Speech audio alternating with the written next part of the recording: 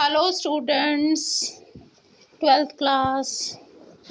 How are you? I hope all of you are fine and healthy. Very critical time. Stay home, stay safe.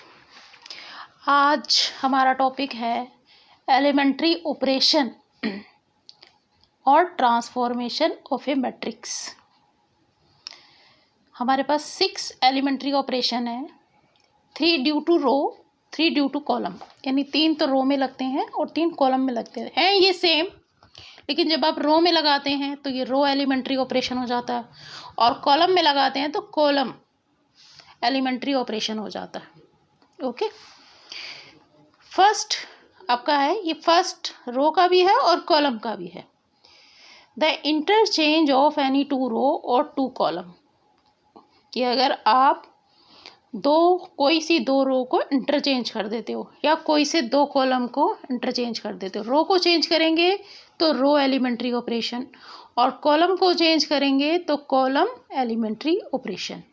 Like let A is equal to 2 3 1 2, तो applying R1 interchange R2, तो यहाँ पर मैंने R1 को R2 से interchange कर दिया। तो देखो ये आपकी जो नीचे वाली रो है 1 2, और ये देखिए R2 जो है वो R1 बन गई और जो R1 थी वो आपकी क्या बन गई, R2।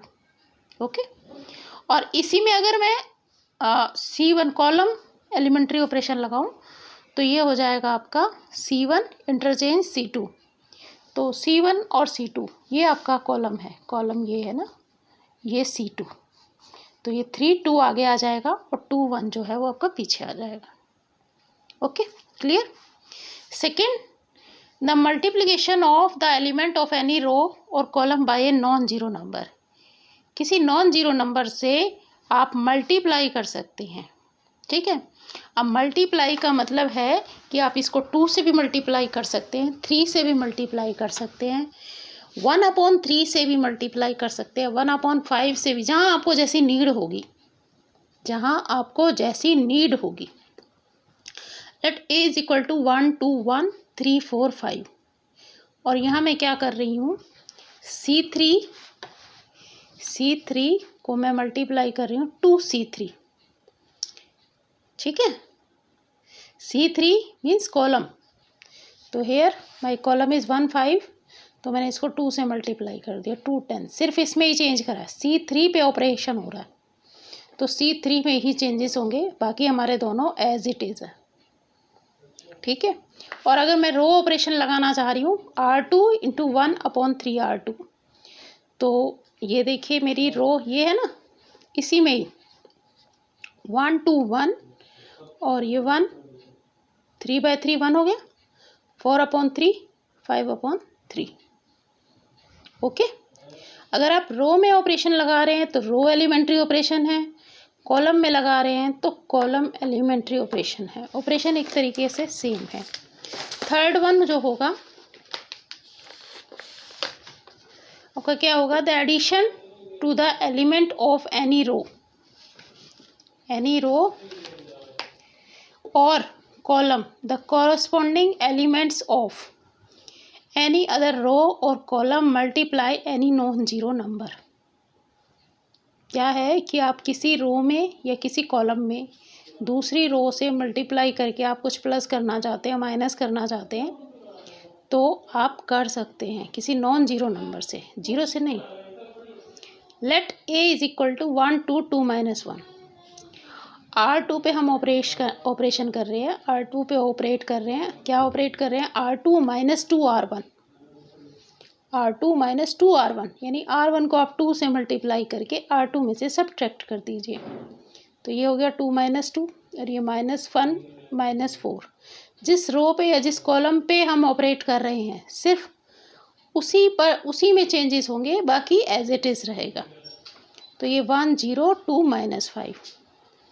अगर मान लो मुझे कॉलम में करना होता तो C1, जैसे मैंने यहाँ पे लिया C1 + 2C2, तो ये देखिए आपका क्या हो जाता, 1 + 4, मैंने C1 पे लिया है ना, ये रहा C1, C1 1 + 4 और 2 - 2 ये 2 - 1, तो क्या बन गया आपका 5 2 0 -1। ये हमारी 3 रो की और 3 कॉलम की प्रॉपर्टीज़ हो गई, ठीक है, जिसको हम क्या बोलते हैं, elementary transformation. Now invertible matrices. Invertible matrices क्या होता है? If A is a square matrix of order M and if there exist another square matrix B of the same order M such that AB is equal to BA is equal to I means identity matrix, then B is called the inverse of A। यानी क्या है कि आपको दो multiple, एक number है A, एक matrix है A, और इसको हम किसी मैट्रिक्स, दूसरे मैट्रिक्स से मल्टीप्लाई कर रहे हैं बी से, ए बी, और इनको हम इस तरीके से भी मल्टीप्लाई करें बी ए, और हमारे पास आई आए यानी आइडेंटिटी मैट्रिक्स आए, तो जो बी है वो ए इन्वर्स होगा, यानी इन्वर्स ऑफ ए। इसको डिनोट हम करते हैं ए इन्वर्स से, ए इन्वर्स से, ठीक है। नाउ थ्योरम 3 आपकी, the inverse of a square matrix if it exit is unique. अगर किसी स्क्वायर मैट्रिक्स का इन्वर्स एग्जिट करता है तो वो यूनिक होता है।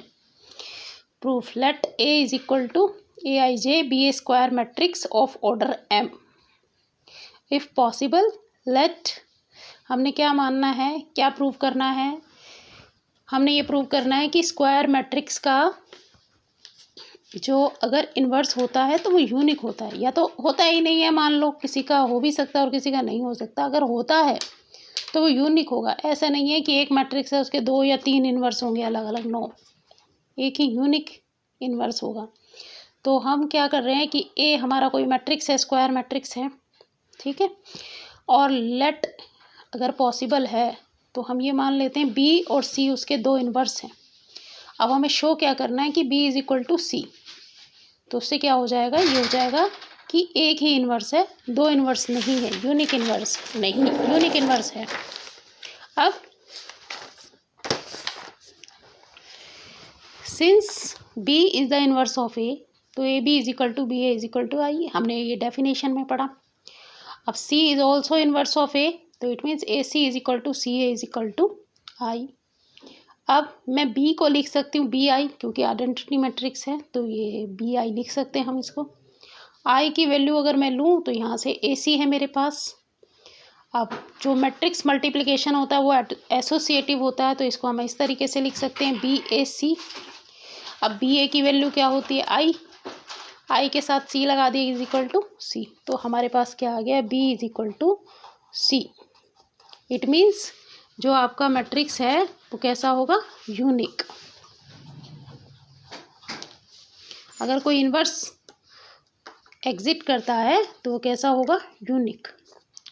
Theorem 4, if A and B are invertible matrices of the same order then A B का whole inverse is equal to B inverse A inverse.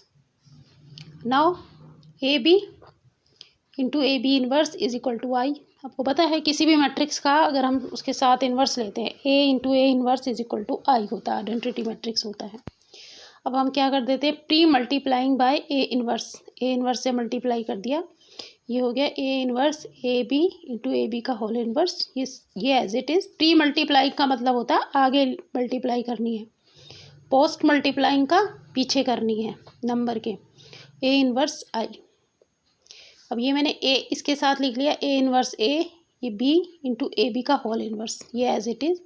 A inverse को I से मल्टीप्लाई करेंगे तो ए इन्वर्स आएगा, और ए inverse ए आपके पास आई होता है, ये हो गया आई बी ए बी का whole inverse is equal to A inverse.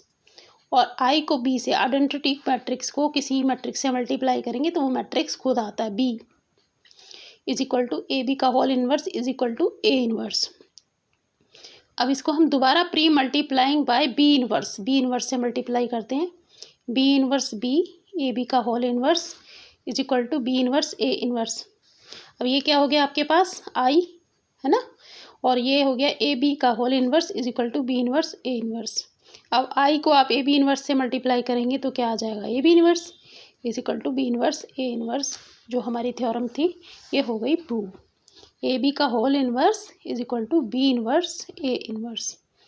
Okay, inverse of A matrix by elementary operation. अब जो ये इन्वर्स होता है ये हम एलिमेंट्री ऑपरेशन से निकालना सीखेंगे हम, और मेथड से भी सीखेंगे, डिटरमिनेट वाले एडजॉइंट मेथड से, लेकिन फ़िलहाल हम इसको एलिमेंट्री ऑपरेशन से निकालना सीखेंगे। एलिमेंट्री ऑपरेशन में अगर आप रो एलिमेंट्री ऑपरेशन लगा रहे हैं तो आप लेंगे ए इज इक्वल टू आई ए, और फिर हम ये जो आपका ए है ना इसको इस तरीके से रिड्यूस कर देंगे ऑपरेशन लगा के कि ये आई बन जाए, तो आई इज इक्वल टू आ जाएगा बी ए, और जो ये बी होगा ये इक्वल होगा फिर आपके ए इन्वर्स के, क्योंकि A inverse A is equal to आई।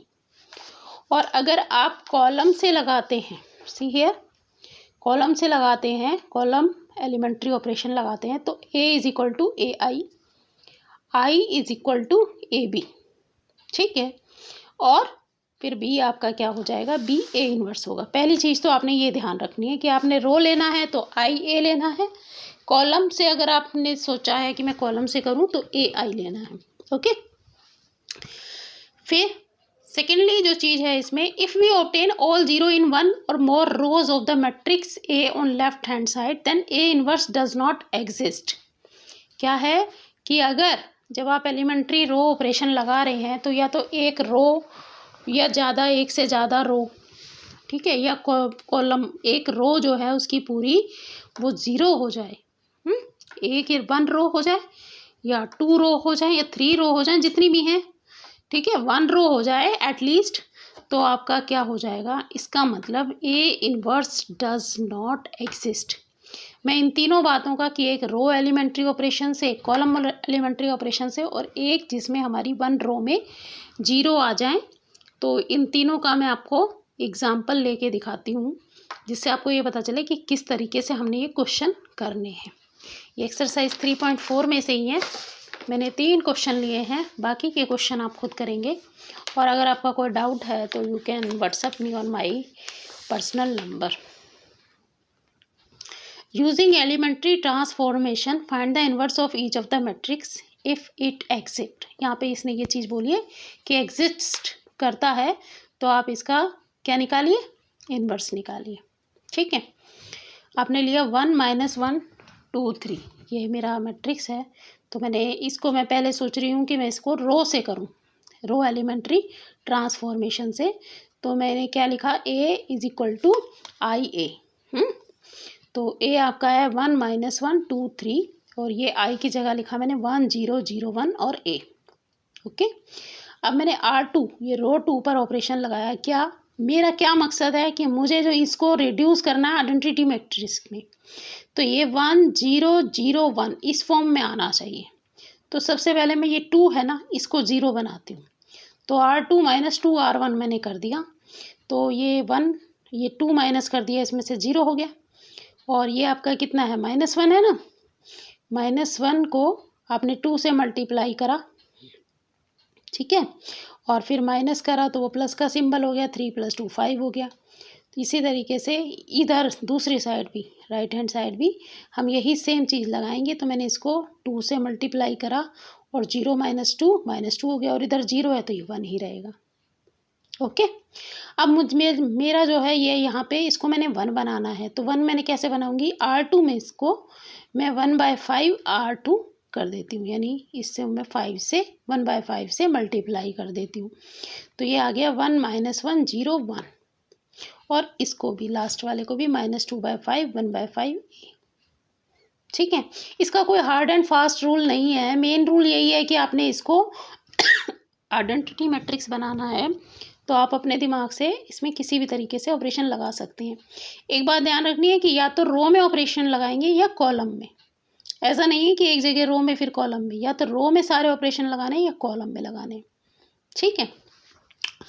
आपने अब हम यहाँ तक हमने कर लिया, अब मैंने इसको 0 करना है, तो मैं इसको ये प्लस कर दूँ तो मेरा 0 हो जाएगा, तो ये हो गया R1 इंटू R1 पे मैंने ऑपरेट किया R1 + R2, तो ये हो गया 1 0 0 1, यहाँ मेरा आई आ गया, और यही ऑपरेट मैंने यहाँ पे कर दिया 1 माइनस 2/5 जब मैंने करा तो ये आ गया 3/5 और ये 1/5 यहाँ प्लस किया तो 1/5 आ गया। इधर नीचे कोई चेंज नहीं, क्यों नहीं, मैंने R1 में लगाया ऑपरेट, R1 को मैंने ऑपरेट किया है। तो ये जो वैल्यू है मेरी ये क्या हो गई, A inverse 3/5 1/5 minus 2/5 upon 1/5। Okay, तो ये हमारा A inverse. I think you will understand very well. Second, see here, ये 12 पार्ट क्वेश्चन है आपका 3.4 का। 6 माइनस 3 माइनस 2 1 और 1 0 0 1 A I A is equal to I A. तो ये हो गया, मैंने लगाया इसमें R2 में ऑपरेट किया मैंने इसको 3R2 प्लस R1, इसको 3 से मल्टीप्लाई करा, किसको, इसको, ठीक है। 3 हो गया -6 और फिर इसमें R1 प्लस कर दी तो 0 हो गया ये, और इसमें भी कर दिया इसी तरीके से तो ये भी 0 हो गया। अब 1 रो जो है आपकी क्या हो गई, 0 हो गई। तो इसका मतलब A inverse does not exist. Here R2 becomes 0, so A inverse does not exist. Third column से करेंगे, थर्ड पार्ट लिया है, थर्ड क्वेश्चन लिया है इसका 1 3 2 7 ए मैंने आगे रखा, कॉलम ले रहे हैं ना 1 0 0 1, तो ये C2 माइनस 3C1, तो ये हो गया आपके पास 1 0 2 1, और इधर A1 माइनस 3 0 1 कहाँ लगा रहे हैं, C2 में लगा रहे हैं, ये C2 है आपका, 3C1 है ना, 3C1। ये देखिए इधर पहले मैं इसको ही 0 करूँगी ना, 1 into 3 minus 3 minus 3 is equal to 0, 7 3 2 जा 6 7 माइनस 6 1। अब मुझे इसको 0 करना है, इसको 0 करने के लिए मैं क्या करूँगी, C1 माइनस 2C2, ये मेरा इधर इस साइड हो गया, और यही सेम ऑपरेट मैं इस तरीके से इधर ही करूँगी, इस साइड राइट हैंड साइड।